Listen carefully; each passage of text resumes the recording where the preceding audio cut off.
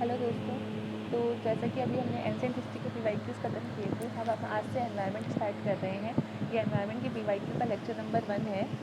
तो यहाँ पर हम क्वेश्चन नंबर 1 स्टार्ट करते हैं। क्वेश्चन नंबर 1 से, consider the following programmes: afforestation and development of wastelands, deforestation and replantation in existing forest, encouraging the wood substitute and supplying others type of fuels, promotion of wide use of insecticide and pesticide to restrict the loss of forest area from degradation caused by pests and insects.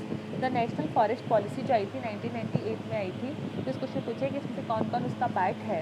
तो 1 इसका answer होगा 1 2 3 4, 2 and 4, 1 3 4, 1 2 3। तो इसका answer होगा 1 2 3। Afforestation and development of wasteland part है national forest policy का। उसके बाद reforestation and replantation in existing forest, ये भी पार्ट है। Encouraging the wood substitute and supplying other types of fuel, ये भी पार्ट है। Promotion of wide use of insecticide and pesticide to restrict the loss of forest area from degradation caused by pest and insect, इसका part नहीं है। Next question है, with biological communities some species are important in determining the ability of large number of other species to persist in the community. Such species are called, कह रहे हैं कि जो biological communities होती है ना, उसमें कुछ स्पीसीज़ जो काफ़ी इंपॉर्टेंट होती हैं अदर स्पीसीज़ के लिए और काफ़ी लार्ज नंबर में होती हैं वो, तो उन स्पीसीज़ को हम क्या बोलते हैं? Keystone species, allopatric species, sympatric species, threatened species. इसका आंसर होगा keystone species. Consider the following animal of India: crocodile, elephant. अब इस क्वेश्चन में पूछा है कि which of the following is are endangered species, इसमें से कौन सा एंडेंजर्ड स्पीसीज है? Only 1, only 2, both 1 and 2, neither 1 and 2। तो इसका आंसर होगा ओनली 1। जो क्रोकोडाइल है हमारा IUCN के स्टेटस के हिसाब से एंडेंजर्ड है। Consider the following: Kyoto Protocol come into force in the year 2005. Kyoto Protocol deals primarily with the depletion of the ozone layer. Methane as a greenhouse gas is more harmful than carbon dioxide. तो इसमें जो Kyoto protocol है वो 2005 में आया था, ये सही है। जो क्योटो प्रोटोकॉल है वो ओजोन लेयर को डील नहीं करता है, वो ग्रीन हाउस गैसेस को डील करता है, ये गलत है। ओजोन लेयर को डील करता है Montreal protocol. Methane is a green house gas जो मोर हार्मफुल है देन कार्बन डाइऑक्साइड, ये सही है। तो इसमें ऑप्शन होगा 1 and 3। Consider the following statement: clean development mechanism in respect of carbon credit is one of the Kyoto Protocol mechanism. Under the CDM, the project handled pertain only to the Annex 1 countries. तो दोनों चीज़ें सही हैं इसमें, both 1 and 2। The concept of carbon credit originated from which one of the following? कह रहा है कि जो कॉन्सेप्ट है कार्बन क्रेडिट का वो कहाँ से आया था? Earth summit Rio de Janeiro, Kyoto protocol, Montreal protocol, G8 summit, हेलिंगडम। तो इसका आंसर होगा Kyoto protocol. Due to their extensive rice cultivation, some regions may be contribute global warming. To what possible reason is this attributable? कह रहे हैं कि extensive rice cultivation की वजह से ना काफ़ी ज़्यादा क्या बोलते हैं ग्लोबल वार्मिंग हो रही है। इसमें क्या रीज़न हो सकता है?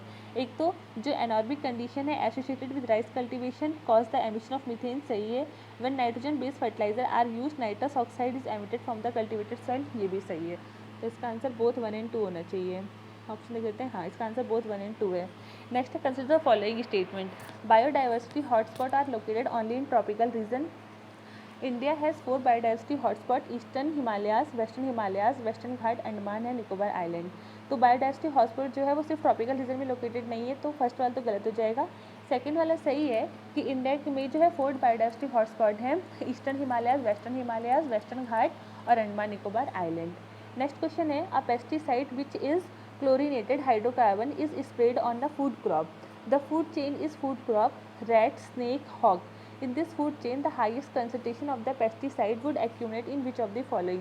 देखो हमेशा याद रखना, जो हमारा फाइनल कंज्यूमर होता है ना, जो हाईएस्ट एक्यूमुलेशन होता है पेस्टिसाइड्स का, वो वहीं पर होता है। और जो हमारा वो होता है प्रोड्यूसर होता है, वहाँ पर सबसे लोवेस्ट होता है।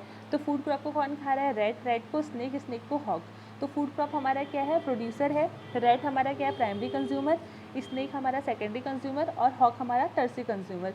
तो मैक्सिमम अमाउंट जो है एक्यूमुलेशन का पेस्टिसाइड का वो कहाँ पर होगा? Food crop, rat, snake, hawk. तो ये होगा हॉक में, जो हमारा टर्सरी कंज्यूमर है।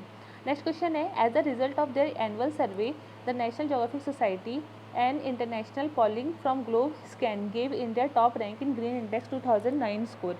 What is this score? से पूछे कि स्कोर क्या होता है। It is measure of efforts made by different countries adopting technologies for reducing carbon footprint. It is a measure of environmentally sustainable consumer behavior in different countries. It is assessment of program scheme undertaken by different countries for improving the conservation of natural resources. It is an index showing the volume of carbon credit sold by different countries. तो इसका option B हो जाएगा। ये major करता है जो भी environmentally sustainable consumer behaviour होता है अलग अलग कंट्रीज़ का। India is a party to the Ramsar convention and has declared many areas as Ramsar sites. Which one of the following best describe as to how we should maintain these sites in context of this convention? Keep all the sites completely inaccessible to man so that they will not be exploited. Conserve all the sites through ecosystem approach and permit tourism and recreation only. Conserve all the sites through ecosystem approach for a period without any exploitation with specific criteria and specific period for each site, and then allow sustainable use of them by future generation. Conserve all the sites through ecosystem approach and allow there simultaneous sustainable use. तो इसका answer होगा D. इसका work क्या होता है? Conserve करना जितनी भी साइट्स हैं इकोसिस्टम अप्रोच से और सभी को साइमल्टेनियसली सस्टेनेबल तरीके से यूज़ करना। क्वेश्चन नंबर 12 है what are the possible limitation of India in mitigating the global warming at present and in immediate future? Appropriate alternate technology are not sufficiently available. India cannot invest huge fund in research and development. Many developed countries have already set up their polluting industries in India. तो इसका option क्या होगा?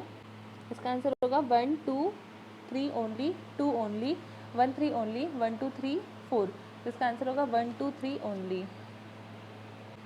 तो इसका answer होगा विच of the following statement is correct? 1 and 2 only, 2 only, 1 and 3 only, 1 and 2, 1 2 3। तो इसका answer होगा 1 and 2 ओनली। नेक्स्ट क्वेश्चन है consider the following which can be found in the ambient atmosphere? Suit, sulphur hexafluoride, water vapour. Which of the above contribute the warming up of the atmosphere? तो atmosphere को हमारी तीनों चीज़ें warm करती हैं, suit भी, sulphur hexafluoride भी और वाटर वेपर भी।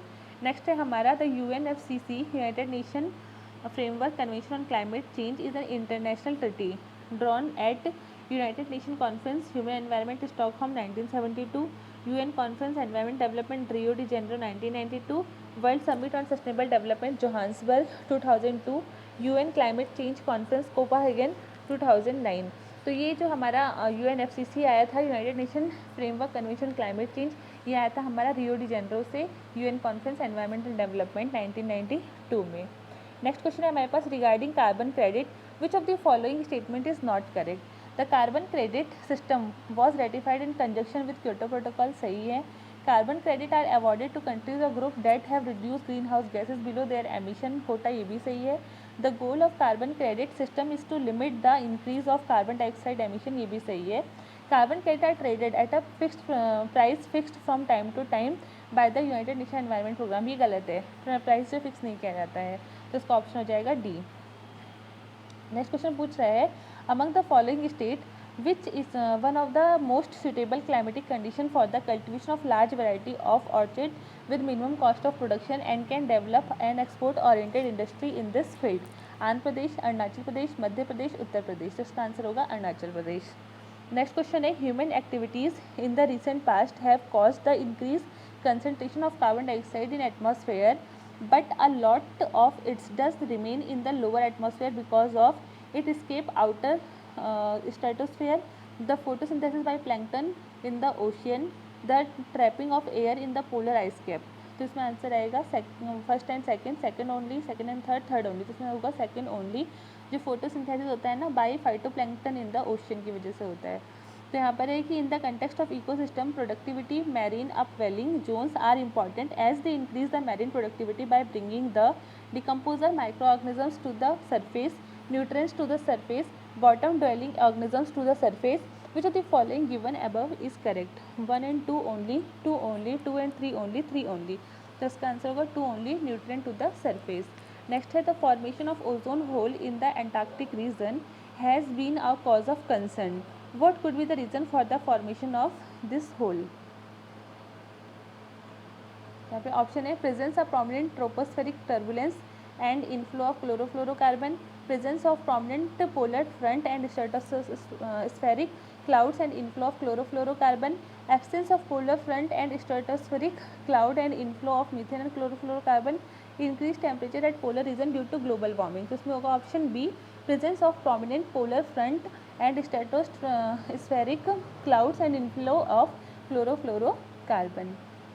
Next है two important river, one with its source of Jharkhand and known by different name in Odisha, and another with its source in Odisha merge at a place only a short distance from a coast of Bay of Bengal before flowing into the sea. This is an important site of wildlife and biodiversity and a protected area. Which of the following could be this? Bandipur, Bhitarkanika, Chandipur on sea, Gopalpur on sea और सिमलीपाल। तो इसका answer होगा भितरकनिका। भितरकनिका आप लोगों को पता है कहाँ पर? भितरकनिका उड़ीसा में किस लिए फेमस है? ये सॉल्ट वाटर क्रोकोडाइल के लिए। 3 of the following criteria has contributed to the recognition of Western Ghat, Sri Lanka and Indo-Burma region as hotspot biodiversity. Species richness है, वेजिटेशन डेंसिटी नहीं, ऐसा कुछ नहीं है, एंडेमिज्म के लिए है, एथनो बायोबॉटनिकल इंपॉर्टेंस ये भी नहीं है, थ्रेट परसेप्शन के लिए है, और adaption of flora and warm and human condition ये भी। तो इसका आंसर क्या होगा? 1, 3 एंड 5। हाँ, तो 1, 3, 5। The Himalaya range is very rich in species diversities. Which one of the following is the most appropriate reason for this phenomenon? It has high rainfall that supports luxuriant vegetative growth. It is a confluence of different biogeographical zones. Exotic and invasive species have not been introduced in this region. It has less human interface. तो इसका answer हो जाएगा B. It is a confluence. ये क्या होता है? Confluence होता है डिफरेंट बायोजियोग्राफिकल जोन्स का, इस वजह से वहाँ पर काफ़ी रिच स्पीसीज डाइवर्सिटीज़ होती हैं। नेक्स्ट क्वेश्चन नंबर 23 है हमारे पास। There is a concern over increase in harmful algal blooms in the sea water in India. What could be the positive factor for this phenomena? Discharge of nutrient from the estuaries होता है ये चीज़, run off from land during the monsoon इसकी वजह से भी होता है, upwelling in the seas इसकी वजह से भी होता है। तो इसका आंसर होगा 1, 2, 3 तीनों ही से होंगे। Consider the following photosynthesis, respiration, decaying of organic matter, volcanic activity. Which of the above add carbon dioxide to the carbon cycle on the earth? देखो जो फोटोसिंथेसिस होता है उसमें वो लोग क्या करते हैं, कार्बन डाइऑक्साइड को लेते हैं और ऑक्सीजन रिलीज करते हैं। तो फर्स्ट तो हटिए, और फर्स्ट हटते ही हमारे पास ऑप्शन क्या बचेगा? बी और सी। लेकिन वॉल्केनिक एक्शन से भी हमारा जो कार्बन डाइऑक्साइड है वो रिलीज होता है, तो इसलिए आंसर हो जाएगा 2, 3 and 4। A Sandy and saline area is natural habitat of an Indian animal species. The animal has no predators in that area, but its existence is threatened due to destruction of its habitat. Which of the following could be that animal? Indian wild buffalo, Indian wild ass, Indian wild boar और Indian गैजल। तो इसका answer होगा Indian wild ass. तो आज हम question number 25 तक करते हैं, बाकी कल क्वेश्चन नंबर 26 से 50 तक हम कंप्लीट करेंगे। तो आप लोगों को सेशन कैसा लगा प्लीज़ बताइएगा, उसको ज़्यादा लाइक करिए, शेयर करिए, सब्सक्राइब करिए। ऐसे ही मैं सारे के सारे एक चैप्टर करके ना और थोड़ी MCQ करके मैं पूरा का पूरा आपका कोर्स खत्म कर दूँगी। और अभी फिलहाल हम एनवायरनमेंट की सीरीज़ स्टार्ट करेंगे। हमारे पास अप्रॉक्स 200 क्वेश्चन है PYQs, वो फिनिश हो जाएंगे, उसके बाद फिर हम स्टार्ट करेंगे साइंस के क्वेश्चंस। तो थैंक्स फॉर वाचिंग। जैसा भी आप लोगों को वीडियो लगा प्लीज़ कमेंट सेक्शन में लिखिएगा। नेक्स्ट लेक्चर कल मिलते हैं नेक्स्ट लेक्चर के लिए। Thanks, bye.